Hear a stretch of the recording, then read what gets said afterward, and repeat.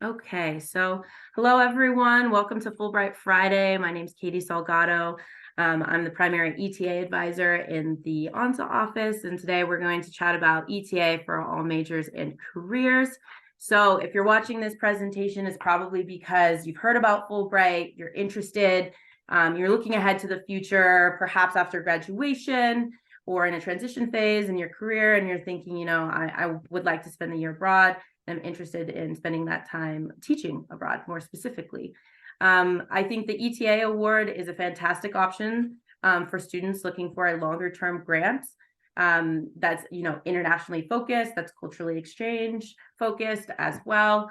But I know a lot of students have some hesitations about how much teaching experience do they need? Do they have to be a teacher in order to apply? And so today is really focused on demystifying aspects of the teaching experience, specifically for the ETA grant as well. We are joined with our lovely alumni, Alec Davies and Tatum James, who did ETA grants. They're ASU alumni as well. So they'll be, with us on this presentation, sharing some stories and hopefully clarifying the ETA grant for you as well, so that you feel comfortable and excited potentially to apply for this cycle. So as I mentioned, Fulbright is a large program. If you've heard about it, you might have heard about it, over the course of your time here at ASU. It was created in 1946 by Congress shortly after World War II. Which is why it's largely a cultural exchange program first and foremost, right? It's through the Department of State, and they're really focused on connecting students, artists, scientists, across the world. And that's why it's such a large, prestigious program. It's been around for a long time. We have 2,000 grants that are awarded each year for U.S. students and scholars to go across to various countries and study, teach, and research. So over 140 participating countries are part of Fulbright as well. And Fulbright awards provide full financial support for travel, housing, and other related costs. So it is a fully funded grant for 1 year. There are 4 grant types, but today we are looking specifically at the ETA award. If you are still in the exploratory phases of the grant experience, you might be actually considering a few different grants. That's not uncommon for students to say, oh, I might go to graduate school, or I might want to teach English abroad for a year. So don't worry if you have not yet decided on your award type. Today, we're just going to be focusing specifically on the ETA award, though, and unpacking that a little bit more, and hopefully helping you determine if that's the best fit for you, right? Specifically, the ETA award is 1 academic year. All of them are 8 to 12 months long, and it's to help teach English language. The A part of the ETA, right, the teaching assistant, is really important. So most of the time you are 20 to 25 hours teaching, and then the other half of the time you're provided an opportunity to complete a community engagement project of your choice. And I think that's something that also sometimes gets lost in the fray when students hear ETA. They think, oh my gosh, I'm going to be full-time teaching. I don't know if I'm ready for that, if I have experience for that. The ETA award is actually quite flexible in that regard, where they want you to draw on multiple skills that you have, hobbies, talents, as a cultural ambassador in your host community in order to connect and spend a meaningful year abroad. I think that's the most important part that often gets lost in the ETA. The foreign language proficiency will vary widely by country. So each country is a little bit different. They will state a preference. Either they recommend or require foreign language proficiency. Some of them do not require any foreign language proficiency. We'll talk a little bit more about that throughout the presentation, but just know that you don't necessarily have to be studying actively a foreign language in order to apply to the ETA. One thing I will note, though, for the ETA award, so for Fulbright, if you apply in a particular cycle, you can only apply to one award type and one country type, right? So you can only apply to ETA to Spain or ETA to North Macedonia. You can't apply to multiple countries through an ETA, or you can't apply to an ETA and a graduate award, right? So that's why in these initial phases, as you're looking ahead as potential options, potentially post-graduation or otherwise, that these are the decisions that you're going to have to make is what award do I want and what country do I want? Again, you don't have to make that decision today necessarily. That's something that we go over in our intake meetings, but just something to keep in mind as you are looking at the selection criteria and the fit for the program for your goals. Okay, so obviously, if you're watching this presentation, you probably have a lot of options available to you. And so rather than think about, oh, how can I mold myself to suit someone else's country profile or grant type, I think a more productive question is, how can Fulbright support my goals? So feel free to, pause this presentation if you'd like. Some questions to consider that I think are really important and generative as well is, what skills do I already have, right? Take note of them, look at your resume, kind of circle some keywords, maybe spend 10 minutes just free writing, anything goes. What skills do I already have? And then look at which skills do I hope to develop further and why, right? We're not gonna be developing all of these skills at once necessarily, but I think we need to start narrowing down what is our immediate goal, right? Are we trying to become better researchers? Are we trying to improve our methods? Are we trying to be better teachers? Are we trying to increase our foreign language proficiency, right? All of these things will fall on a list of priorities for us from, most important to least important within the next year or two. And I think that actually can help us guide our decisions, not only for whether or not we want to do an ETA, but the kinds of jobs that we're going to pursue, the kinds of fellowships, the kinds of graduate programs or professional programs that we're looking at. So I think that part is really important. So feel free to take a moment here and really take inventory of that. So when you're looking at which grants, especially if you're between an ETA or another kind of Fulbright grant, I think that goes into this question, right? Which grant will allow me to simultaneously use and develop these skills for my desired future? And then you can go from there, because otherwise I think you could spin your wheels for a very, very long time thinking about, there's 140 countries, right? Which one am I going to choose? And again, it's not about molding yourself to necessarily fit a particular profile. It's you being very secure in, this is what I want, these are the skills, and this is how Fulbright will expedite that process in that way. And I think that will help you align yourself with a program and a grant type and country type that will best suit you. But just remember that the overarching goal of Fulbright is mutual understanding through cultural exchange, right? So even though through an ETA, you will be in a teaching role for most, if not all of the time, a lot of it is English is the vehicle for cultural exchange, right? If they only wanted teachers who could execute perfect grammar and teach grammar, right, they could probably find those teachers within their own community. Or they would only be choosing teachers, who have particular certifications or have 10 years experience in the classroom. That's not necessarily the case, right? So they're looking for applicants who can cover a wide range of topics, who come from different fields of study, who are adaptable and have all these other transferable skills. So it's not just about teaching, it's about the exchange, right? And through teaching, we have these kinds of conversations as well. There are a few key selection factors overall. So this is kind of the bird's eye view when you're applying. This is what the screening committee is generally looking at in an ETA application, right? They want to know your interest in the host country and alignment with your long-term plans, academic or professional qualifications, language proficiency, if you have any. Again, it's not always required for the country, but if you're a heritage speaker or you speak a native language at home, that can also be helpful regardless of whether it's spoken in the host country, right? Any sort of community engagement that you propose in the host country. And they say diversity, but this is broadly defined, right? Maybe this is based off of your geographic location, where you grew up, your field of study, personal background. So these are all factors that come into, who gets selected for an ETA and what they're looking for. Okay. So a question I often get is, what counts as teaching experience, right? Obviously, at the bottom, we see formal classroom experience and training. If you have a TESOL certification, or maybe you have a TESOL minor or linguistics minor or something like that, certainly that can help, right? And on the candidate profile in the countries, they will state if they require it or anything like that. Most of them do not, which means that they will look for different kinds of teaching experiences, right? TA roles are very common. Tutoring of all subjects. Obviously, if you're working with L2 learners, that's an added bonus. If you're working with those who do not speak English as their first language, that is great. But you can also be working across subjects if you're tutoring math, for example, physics is a big one.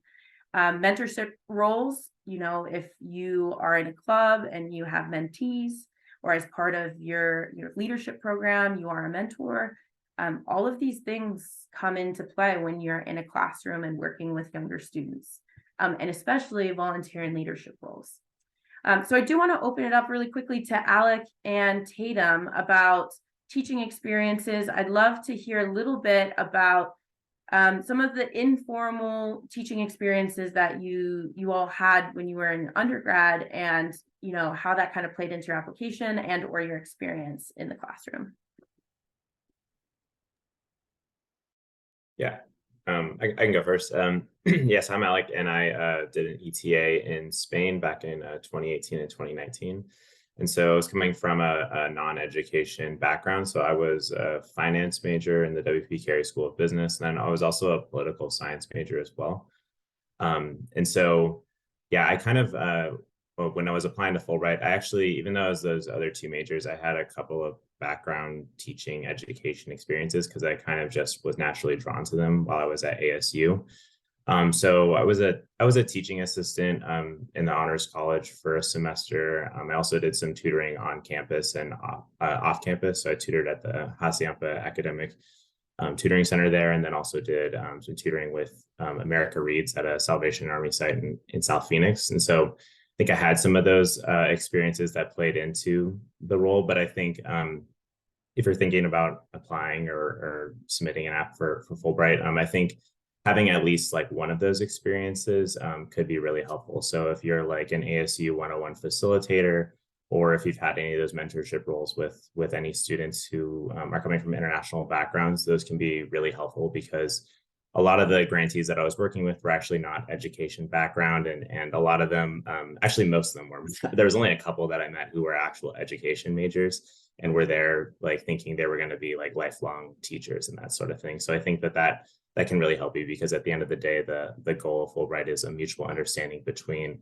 the US and whatever country that you're living and working in. So. Hi, okay, my name is Tatum, and I did an ETA to North Macedonia in 2021. So I didn't have as many much teaching experience as Alex seemed to have. I really had nothing to do with the English language other than that I'm a native speaker. So instead, I sort of tried to draw on my volunteer and leadership roles. I was a volunteer in ASU Global Launch, which is the Organization for International Students. I wasn't a mentor, like an English language mentor, but I did sort of work with the students to help them get accommodated at ASU. So in that way, I was able to draw on that cultural adaptability in speaking with these students who didn't speak English, trying to guide them and mentor them that way. And I also drew on volunteer public service roles I had. And in addition, I even reached as far back as high school because I was once an English tutor in high school, and Fulbright was definitely okay with that. Great. And I think these are all great experiences. Thank you for sharing that, especially Alec, being a finance major. I think that's something that a lot of WPC students think. They're like, oh, I'm a business major. Are they going to count me out just because of my major, right? But you had all of these other experiences. I know a lot of students are like WPC 101 facilitators. There's a lot of like mentorship roles within individual academic departments and fields of study, STEM especially. I have a lot of pre-med students who have a lot of volunteer experience in hospitals and nonprofits doing community work. All of that counts as teaching experience because you're working with others and you're facilitating knowledge and culture and all of these things. So I think it's important to expand our definitions of teaching, to expand our own perceptions of what we bring to the table and not count ourselves out. Because I think, yeah, to your point, Alec, if you were like, I'm a business major, there's no way, I don't want to be a teacher, right? I feel like that's kind of the knee-jerk reaction sometimes for students when they hear about Fulbright. And hopefully this demystifies that a little bit.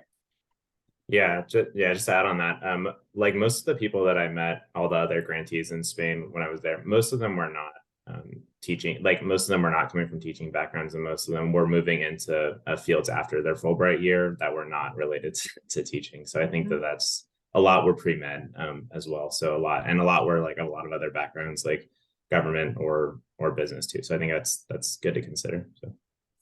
So what would you say was the thing that you all had in common then? Obviously, if you all came from different fields of study, if you had to say like a few things that you think brought your cohort together or characteristics or values that you all shared, what would you, and this goes for you too, Tatum, what would you describe that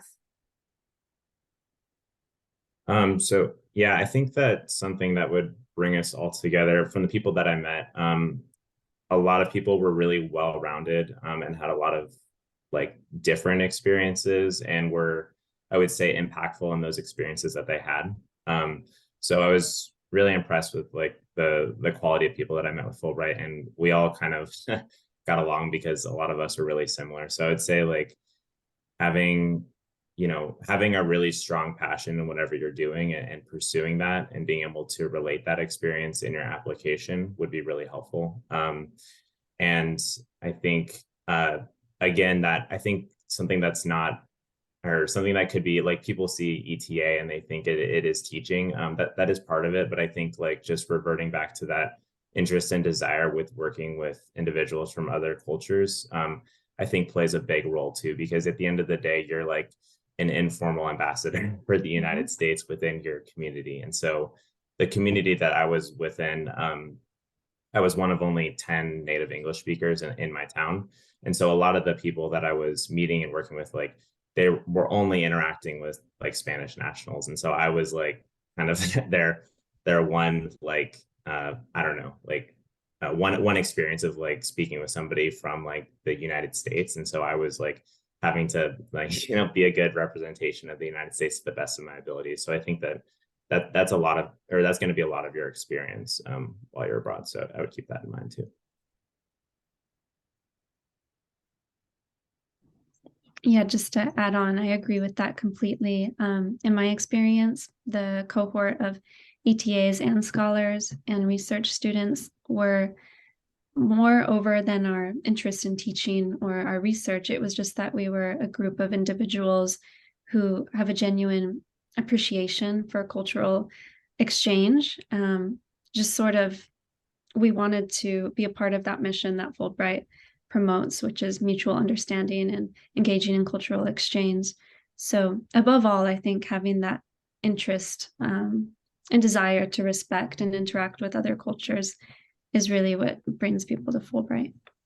And I think a natural curiosity. I find like if you put a bunch of Fulbrighters in a room together, you find that they're just very naturally curious people, just curious about, other fields of study, cultures, that sort of thing. So no, that is very helpful, I think, for unpacking kind of what cohorts look like across different grant types within a country and all of that. A common question I also get is how much teaching experience, right? I always say check preferences defined by the candidate profile. If they say anything, certain countries in South America, for example, will say 3 years of formal teaching is too much. Some countries might say we want at least a year of tutoring experience, right? So 2 semesters worth of maybe tutoring, working in global launch or doing something similar. It'll depend on the candidate profile, but overall, I think they're looking at quality of teaching experience, right? Impact. You don't have to be standing and delivering to 100 students to make an impact. I've had students who have, done one-on-one mentoring or tutoring with a student over the course of the year, and in their proposal, they talk about the growth that they have made as a teacher and their students, the growth that their students have made over the course of time. That's incredibly impactful, and sometimes can be even more impactful than just doing a couple of random volunteer experiences and trying to string them together, right? So quality is really, really important over just pure quantity. The length of teaching experience, it only benefits you to increase the length of teaching experience. Obviously, a summer is good, seeing something through over the course of a semester. You know, if it's a one-off tutoring experience, it's hard to make a case for how things progressed over time. It's harder to reflect, I think, as how you as a teacher or a student have changed over time. So I do think the length of teaching experience, again, it doesn't have to be years and years and years, but if you're looking ahead, maybe looking at opportunities over the course of 6 weeks, 8 weeks, 12 weeks, all of those bode very, very well, because it just allows you more time, more experience working with others in the community. And then also it allows you some reflection time, which is a big part of Fulbright, is reflecting on how this fits in and how you've grown. Purpose and reasoning behind teaching experience is a big one. And again, teaching is broadly defined, but your reasoning for working with particular populations, if you're interested, let's say, I've had a lot of students who have volunteered at nonprofits, maybe working with refugees, maybe promoting, women's health across different clinics in Arizona, across the US. All of this has a purpose behind it, right? Because you're trying to gain additional experiences as you're applying to med school, professional school, looking ahead. So they want to know the reasoning behind it. It's not just teaching for the sake of teaching. It's like you've thought really long and hard about why you enjoy these things. And then, of course, personal skills learned from these opportunities. I think there's one thing to be able to just transmit knowledge and get good grades. It's another thing to actually adapt to different situations, be working with different kinds of learners, whether it's their language proficiency, maybe they're neurodiverse. I've had a lot of psych students, for example, who have worked in, special education context, or maybe working with neurodiverse patients in OT or PT settings, for some of my healthcare workers and stuff like that. So all of these things count as teaching, even if, our definitions at the start might be a bit more narrow. I'm hoping that this can help us create a new idea and definition of like what counts as teaching experience and how might that play into an ETA grant. I do want to take a minute to talk about community engagement, because I mentioned earlier in the presentation, right, you're teaching assistant. So you're operating within classrooms, you might be bouncing between classrooms, you might have a particular mentor. It looks a little bit different depending on the country that you're applying to. But a big part about Fulbright is what you're doing outside of the classroom, right, is the community engagement. I think the ETA award is really well suited for students who, beyond teaching, have other skills and talents that they want to explore. Maybe you play a sport, an instrument, maybe you're very socially active. All of these things make for great community engagement projects, right? It's essential to the Fulbright experience. They consider extracurricular activities, but it's completely proposed and designed by you. So ultimately, this ends up being like a paragraph within your essay. So you're not like laying out a huge timeline of the nuts and bolts. But you are proposing, outside the classroom, this is my ideas for engagement. I say don't reinvent the wheel. You don't have to create something if you don't want to. I know a lot of students propose clubs, language clubs at their school. Maybe they join sports clubs or do language exchanges. All of these things are up for grabs, which is an exciting part about Fulbright. And I find that students, particularly undergraduates who have done research, often can take their research interest and turn that into a community engagement project as well. In terms of foreign language proficiencies, I mentioned this before, but it's not required in actually many countries, particularly in Eastern Europe, Southeast Asia, and Africa. It's always going to be indicated in the candidate profile, but having a conversational ability is a big plus, even if it's not required.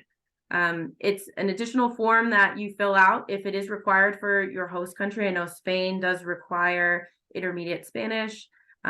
So actually, Alec and Tatum, do you want to take a moment to chat about foreign language proficiency? Because I know Tatum, you did a lot through the Malikian Center, and Alec, you studied Spanish a little bit as well. Yeah, Spain required an intermediate Spanish proficiency, which I would say definitely played into my role of choosing Spain. I did look at other countries in South America and Central America as well. A lot of those required advanced level proficiency, which I definitely was not. But yeah, I studied Spanish at ASU, and the highest I got was the intermediate level. So it was like the 200 level Spanish courses. I did also study abroad in Spain before, so that definitely improved my skills there too. I was nervous for the proficiency requirement test, but it's actually a lot more relaxed than you think it would be. I did it and it's pretty straightforward. And I was like, am I intermediate Spanish? But like, I would say like, if you've done some of those courses at ASU, then you're going to be pretty prepared for that. And so I wouldn't have that stop you from applying to a country there. But if you are really unsure, then yeah, like Katie said, there's other countries that don't have the language requirement too.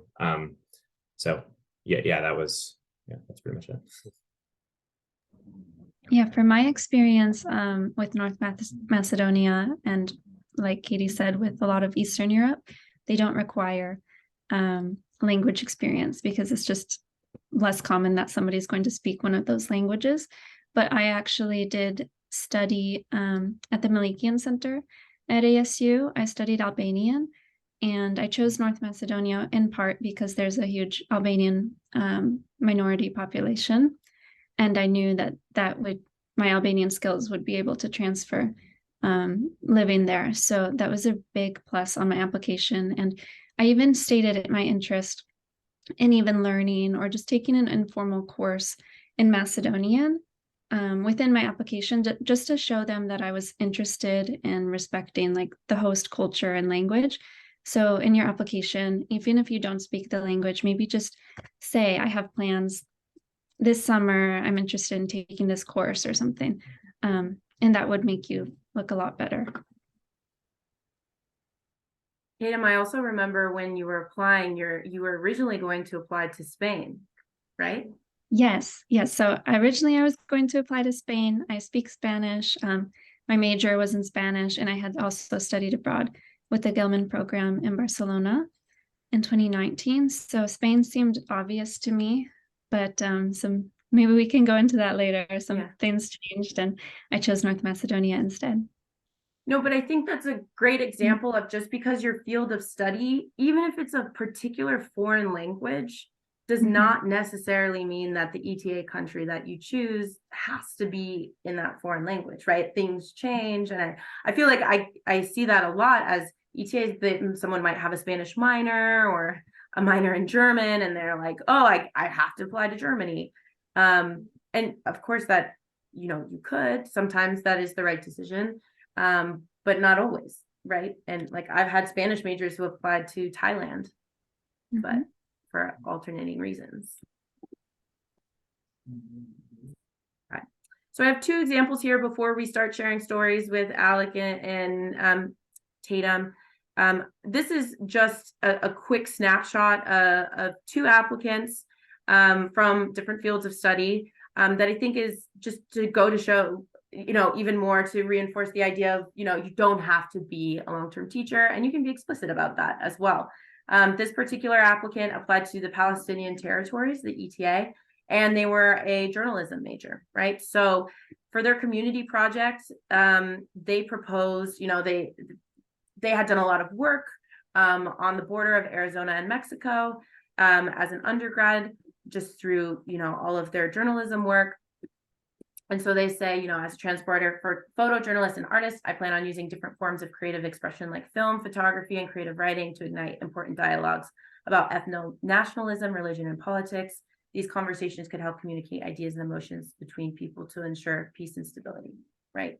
This community project, it's pretty broad because you don't know where you're going to be placed, but it's very much rooted in their experiences and their training as a journalist doing transborder studies and transferring that into, the Middle East Eastern context, which I think is great. In their proposal, they talk about their plans upon return to the US. So they say, I will pursue a master's in international affairs with a focus on human rights and peace and conflict management. I will continue my work in refugee and migrant issues with the US State Department and the UNHCR. I also plan on continuing using photojournalism to promote storytelling and understanding, right? So nowhere in the plans upon return to the USA, I'm going to be an ESL teacher. And I think that's really important to know, right? It's like, that's not something that they necessarily require. If you do want to be an ESL teacher, amazing. A lot of students, also shift and say, I love teaching. I want to work with, second language learners or some, populations that are similar. But we have a lot of students who go on to do graduate program, professional programs, working for government agencies, think tanks, nonprofits. You never know where life might take you. But this is, again, just another example to show the diversity of ETAs and how ETAs kind of fit in with that. I like this one because this is an applicant who applied to Estonia ETA, who was an accounting major, which I love because this student was very numbers oriented, right?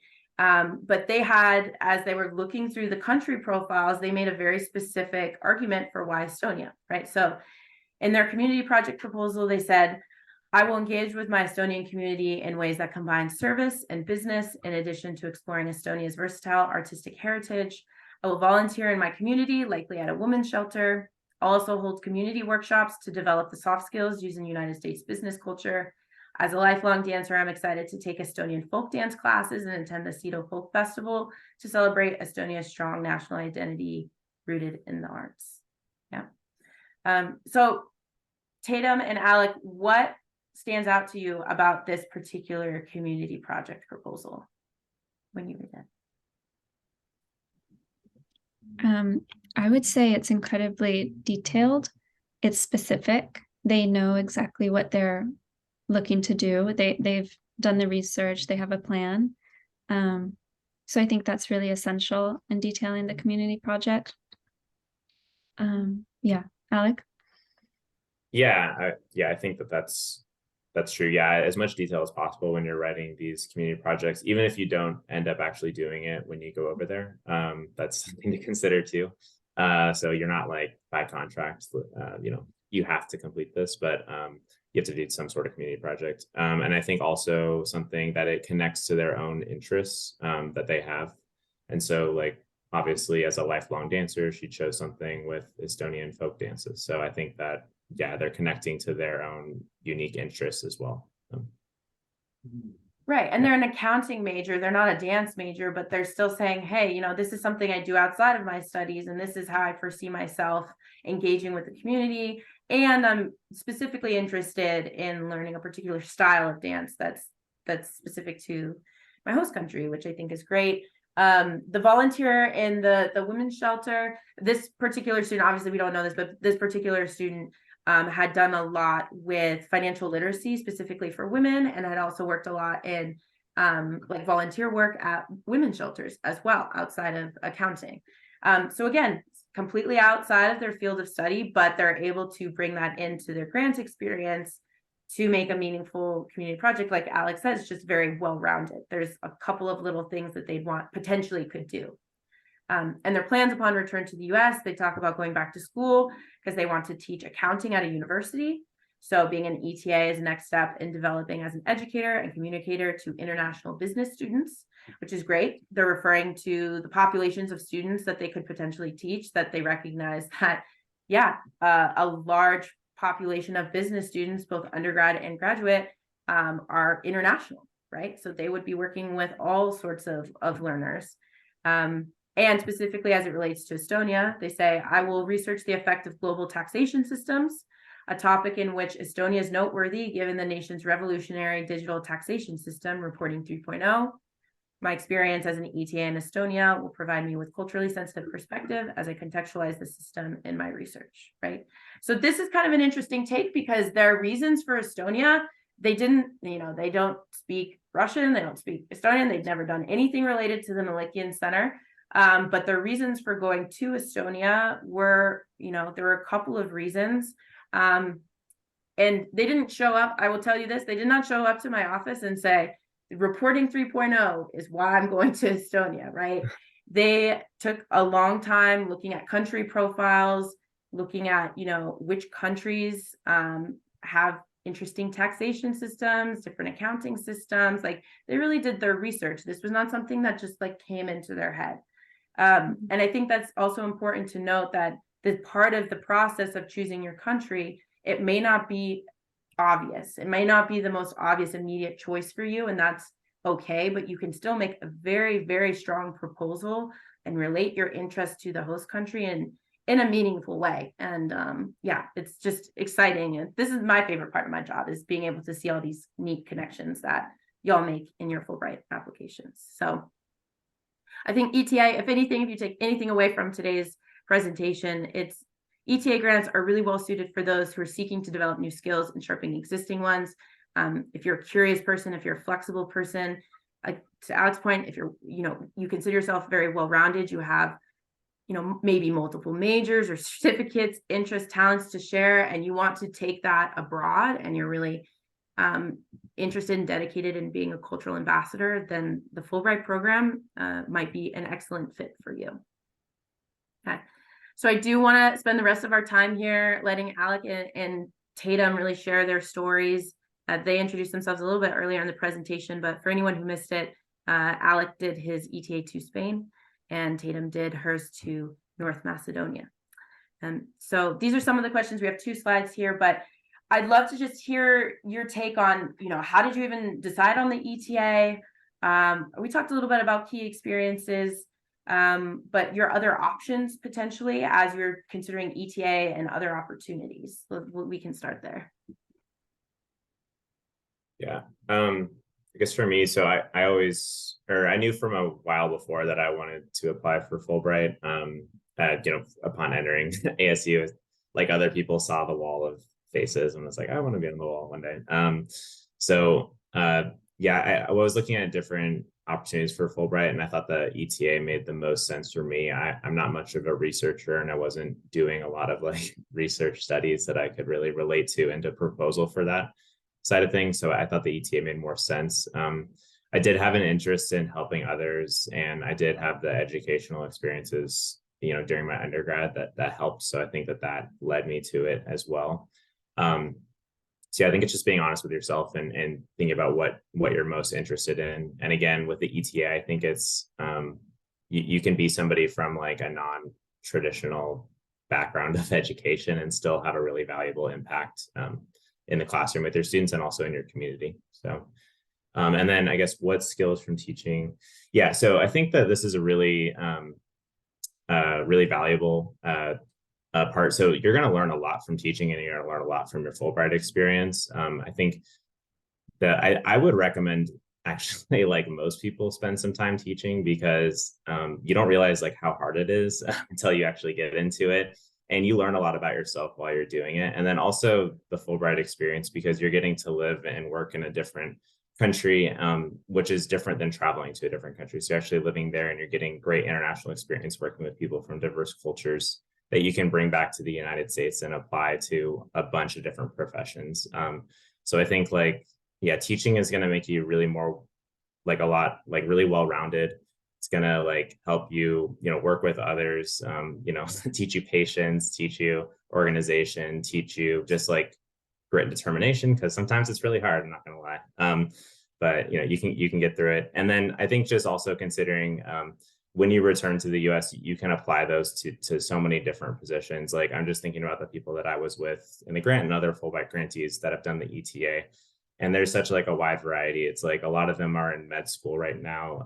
I know my roommate that I lived with in Spain, she was a Fulbright grantee, and she is now working with NASA and thinking about working with the Department of Defense. There's people that work for a law firm. I know somebody who went to go work for Google afterwards. So really there's just a broad array of things that you can take your experiences from the ETA and apply it to your career back in the US, whatever you do. And also there are people that came back and taught as well. And I'm one of those people too, so yeah. In my experience, I decided on ETA because I just love languages, and I've always studied different languages. I was studying Spanish with a concentration on linguistics. So it just felt natural out of all the options Fulbright provides, that I felt comfortable with my skills. Even though I had never taught English, I felt confident in my ability to explain as a language student myself, to be an effective teacher. I had also been thinking about the arts award Fulbright does because I am a photographer, but I had done some research and I just felt that the experience of an ETA, whether you're in a university or in elementary school, whatever it is, you get sort of more of a community, it felt like, and more connections through that rather than just doing research or maybe an art project. And I wanted that community. So I was placed at a university, and I gained that. I gained a huge community and network that I'll cherish because of that ETA experience, even though I wasn't an English teacher. How I decided on the country. So as we had mentioned earlier, I originally thought, I just assumed I would do Spain. I had studied abroad there. I was majoring in Spanish, but as I was writing my essay, my statement of purpose, I just wasn't feeling pulled towards it. I didn't feel passionate about why, my reasons, my why for going to Spain anymore. And I was just free writing one day and I realized I started writing about going to the Balkans. And I had been pulled towards the Balkans because I studied Albanian at the Malikian Center. Albania didn't have an ETA program. I don't believe they do currently. But I started thinking, okay, what are some ways I can get into this? So I did some more research, and that's when I found that Albania, there's a huge Albanian population in North Macedonia, and of course in Kosovo. So I was weighing the two options. And I just reached out on LinkedIn, which you can do as well, former Fulbrighters to these countries to get their experience on in those countries. And I found that North Macedonia, what the Fulbright post or commission there was providing, was more aligned with what I wanted my experience to be like. So that's why I ultimately chose North Macedonia. And just to add on, skills from teaching, obviously, I have such a respect now for teachers. It is a really difficult job. I gained a lot of professional development skills. I gained public speaking skills. When you're standing in front of a room and there's just a group of 30 students staring at you and blinking and not giving you anything, you really have to learn how to command and manage the classroom.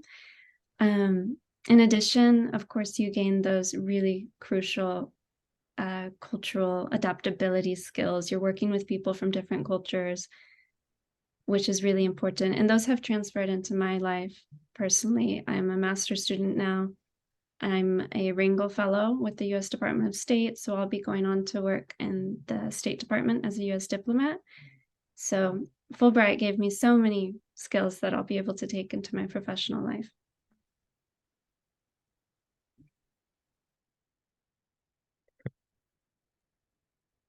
Wonderful. Thank you for sharing that. I'd love to pivot a little bit to the community engagement project part, because I know students, when they're thinking about applying, want to know, what do projects look like? I know, Alec, you mentioned what you propose in your Fulbright essay does not always come to fruition. That's kind of the open secret. Part of that is because you don't know where you're going to be placed exactly when you're applying a year in advance, right? But I'd love for us to talk a little bit about your community engagement project. What did that look like? And anything related to, professional development and what you're doing now. Yeah. So the community engagement part was, probably my favorite part of the Fulbright experience. Not that the classroom teaching wasn't also great, but I think in my proposal I wrote, because I'm a lifelong soccer player, and I really like soccer. So I think that I wrote that I was going to help coach like youth soccer while I was in Spain, which didn't exactly happen, but related to that, I did end up playing on 2 soccer teams while I was in my community. And luckily I was in a really small community that was very open to having a US citizen play soccer with them. Because when I started, I was not the best or at least as good as them, even though I played my entire life. But yeah, I played on one one that was a semi-professional futsal team with part of the Spanish football system that I trained with them during the week. They were really nice, a bunch of guys in their 20s and 30s. And then I played with a older adult rec team on the weekends that was outdoor soccer, and they were also really nice as well. Became friends with a lot of them, and I'm still in a group chat with many of them as well on WhatsApp. And I think that's where I got the most engagement with my community, because, like, you know, having not played a sport or done that, I wouldn't have met a lot of them. A lot of them, especially the older guys, because they didn't have any other second language skills. Like the younger guys, some of them could speak English, but the older guys pretty much solely in Spanish. And so, you know, I learned from them. I got to improve my Spanish language skills with them. I got to tell them about, you know, my culture in America. They really valued that. And so I think that was a really good experience. And then the other community engagement project, I think I said that I wrote that I was going to do, was teach students about like American food and that sort of stuff with I had some design skills from working on my high school newspaper. So with like Adobe InDesign and Photoshop and that sort of thing. Didn't exactly do that either, but I did end up working with a journalism club at my school with another teacher who led it, and I assisted with that. And so I worked with the 6th grade students of the school as they were competing in a journalism competition in my region. So didn't exactly, you know, end up being the same thing that I said, but I did some stuff that was related. And a lot of other people, you know, my roommate who I mentioned before, she said something completely different. She ended up doing some sort of thing around women in STEM and creating like a self-made rocket that they could do. And she was the one that ended up working for NASA eventually. So that was her passion. So I think you can do a lot of different things there, depending on what you want to do. And then in terms of employability, every job that I've had since returning, not one of them has not asked, or none of them have not asked me about my Fulbright experience. All employers are interested in hearing about it because it is a unique experience and you learn a lot. So I would just keep that in mind. It really helps with a lot of positions. And then current professions. So currently I'm assistant director of the next generation learning technologies at EdPlus at ASU. So I work with like adaptive learning technologies, specifically with mathematics and also like instructional design. So that's really interesting. And my experience with education, like with Fulbright, has helped me transition into that. Actually, like immediately upon returning to the US, I was a classroom teacher here in the US, which continued to improve my teaching skills. And so I think like, yeah, your skills that you learn abroad are without a doubt going to transfer back to the US, whatever you're doing. So for my community engagement project, I originally had proposed to do something about photography. I think start a photography club, because I was going to a smaller city and they didn't have these types of technology and resources. As a photographer, I wanted to bring that in, and I think a lot of students propose clubs because in Europe, at least, clubs aren't really a big thing in the schools. There's not a lot of extracurricular, so I thought that would be a great idea. It didn't work out. It was really hard to get people to care, or to get people to come to class after class. It's not in the culture, apparently, which makes sense. So instead, I reached out to the local high school. I wasn't teaching as much as I had originally planned. They just kept lowering my hours because they just didn't need me as much as they originally thought at the university. So I reached out to the high school and started teaching a few days a week at the high school. And that sort of ended up being my community engagement project. Do you want me to go over the other 2 questions? Yeah. Okay, sure. Yeah, so of course, teaching skills, but as I was on my ETA, as much as I loved it and I love mentoring and working with students, teaching for me was difficult. So I was teaching a research course though, and in English. So it was just complex. So I just decided maybe teaching isn't for me. When I came back, I knew that this sort of helped me fortify my desire to be in diplomacy. I really enjoyed the public diplomacy aspect of sharing my culture and engaging in that mutual understanding. So I took those skills instead and I put them towards what I'm doing now. as I said, I'm a master's student of law and diplomacy at Tufts University in Boston, and I'm here with the U.S. Department of State Wrangell/Pickering program. And through this, they're putting me through grad school, and then I have 5 years of service. After completion of grad school next summer, I'll enter the Foreign Service.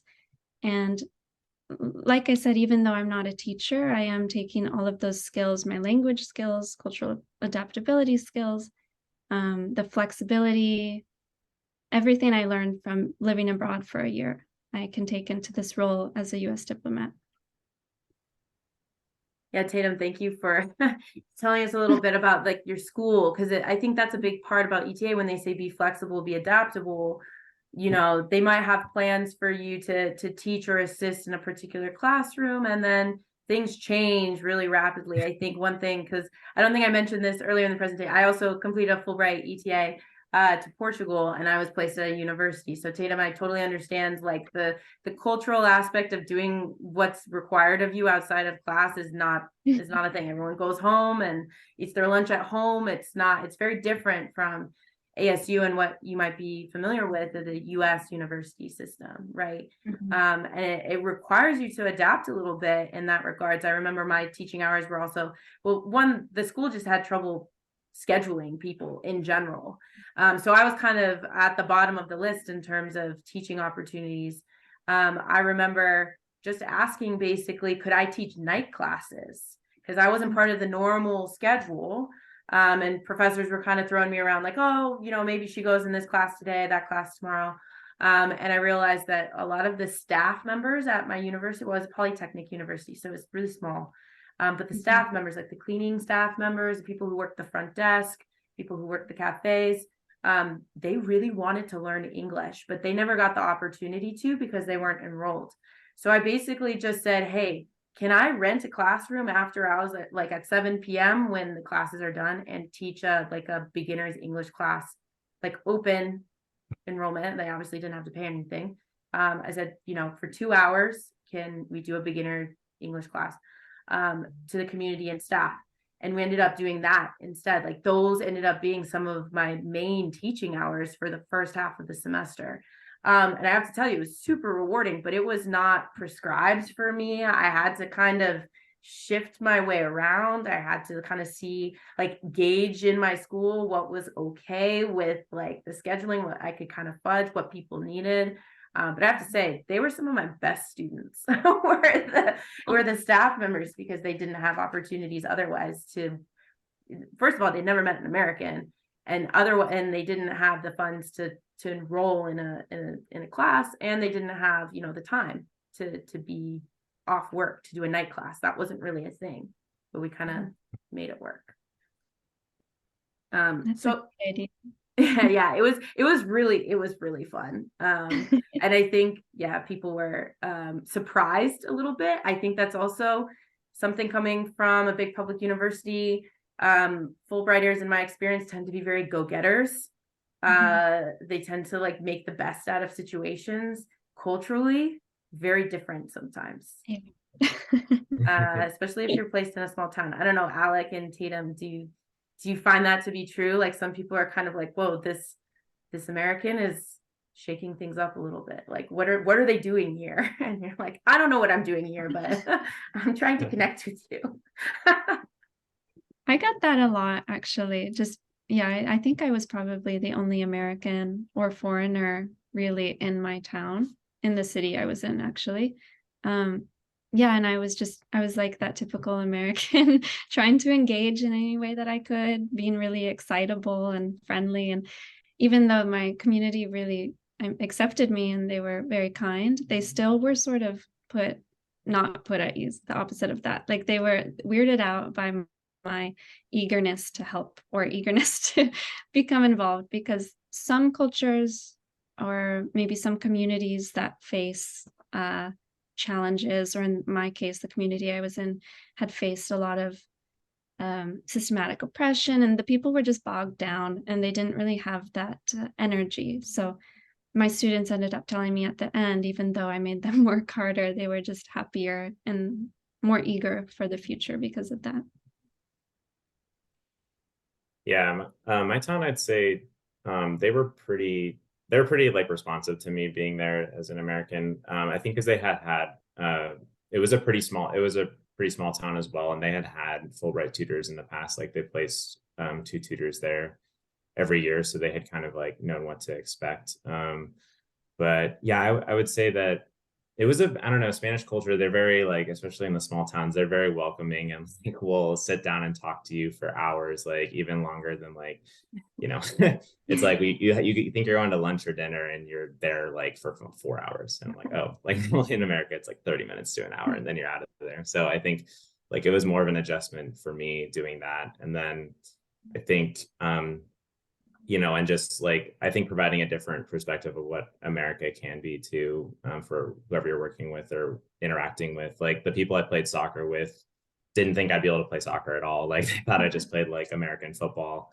and they were surprised that I could even, you know, play at all. So I think that, you know, kind of changing some of those perceptions too is helpful. Yeah. And Tatum, I think that's great that your students at the end, of course, they're like, wow, this was amazing. But the whole time you're like, they're just staring at me like I'm crazy. I have no idea how to read this room of students. Yeah, and I'm sure anyone here who's applying, it will feel like that. Sometimes you'll be like, oh, do they hate me? But they don't. Like they're just, it's something new for them having an American. And yeah, they'll enjoy it. I do agree though that Fulbrighters, especially, but being, you know, from the US, and it's a big exercise in reading the room and kind of matching your like being yourself, but also trying to match the energy of your host country and your community, because that can be a big adjustment if you're a very enthusiastic person. In Portugal, in my small town, my mentor was like, you know, you got to be careful because some people see this enthusiasm as fake. They're suspicious about how like real it is. And that was a really interesting perspective from me. I was always like, how can you know, you don't always have to love being enthusiastic, but I never saw it as being like a bad thing. And so that was really, really helpful to, you know, how can you still be yourself? How can you still promote mutual understanding and do all the things that you love to do?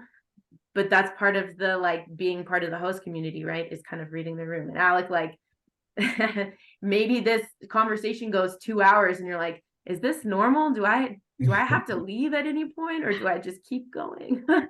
Yeah, it was funny. Like the teachers would show up like late to their own class. I was like, Oh, we need to go, and they're like, it's fine. Like, but yeah, no, the students that photo there is funny. I kind of laughed because the students was playing Jeopardy with them, and they had never heard of Jeopardy, but like after like 2 games of Jeopardy, and they played in teams and they got super competitive with each other, they loved it. Like they would like cheer for Jeopardy.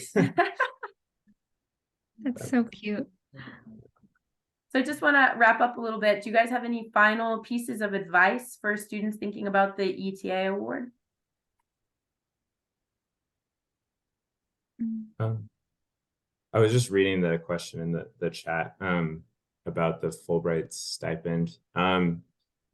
Yeah, so I would say, yeah, so they adjust like your stipend to whatever country you're living in. So it's definitely a different amount than what you would expect to receive in the United States, but it is enough to live off of in the country that you're in. So like when I was living in Spain, it was like my rent was 230 euros a month. So it was, you know, it was more than enough to live there. I wouldn't say it's like a ton of extra money though, so you need to be wise with what you're spending, especially if you want to travel. Yeah, in my experience, North Macedonia is really affordable. I don't know if it tells you on the website, but I don't mind sharing. I had 16,000 for 9 months. And that was enough. It was more than enough, I think, except if you go, you have to be careful finding housing. I'm really surprised, Alec, that your housing was that cheap, because the Fulbrighter before me had hers maybe like 100 euros, which is great. But when I came, something happened and there was a shortage of apartments. So the only place I could get was an Airbnb. And the guy charged me like 450 euros a month in a very small town in the Balkans, which was way like over. But even with that, I still had money. And no, Imani, I wasn't eating ramen noodles all year, so you won't have to do that either. Yeah, and I will No, say yeah. every country profile is going to be a little bit different. And Imani, in a one-on-one or in one of our intakes, I'm happy to chat with you about that as it relates specifically to your countries of interest, and that's something we can chat about as well. I know for Portugal, they actually had housing on campus. They had specific like visiting professors housings. So they were small apartments. And so that was actually part of my grant that was separate from my stipend. So I just got housing, and then I got an additional €1,000 per month for my stipend. I do know I did a lot of tutoring on the side. That was just something that like people came up to me and was like, "Can you tutor my child?" And I'm like, "Sure." So that was also something that I did to just supplement kind of like my fun travel money in addition to my stipend. That was something that was just happened to be part of my grant experience as well. Not to say you have to be working a separate second job in Fulbright, but it is just a very flexible grant experience. So if you have more time, sometimes that allows you to do that. But I find in general, yes, it's a very comfortable living, like student lifestyle type thing. I just want to add to that too. My program, it's really important that you advocate for yourself as a Fulbrighter and ask every question you have to your commission or the post, because I didn't know there was such thing as the supplemented housing or the free housing for me. So I could have had that and lived on campus. But someone forgot to tell me, and that's totally okay. I could have asked about that. So definitely do your research.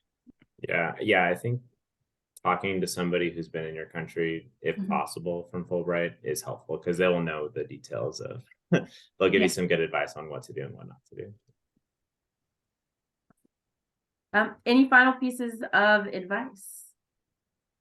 If you could tell the earlier, like you, when you began this process, a piece of advice, what would you say?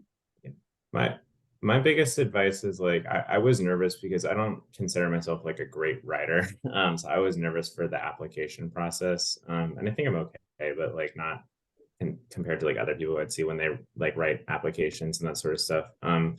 So I think like the best advice I could give would be to work with ANSA staff. They're very helpful and they'll help you along the way.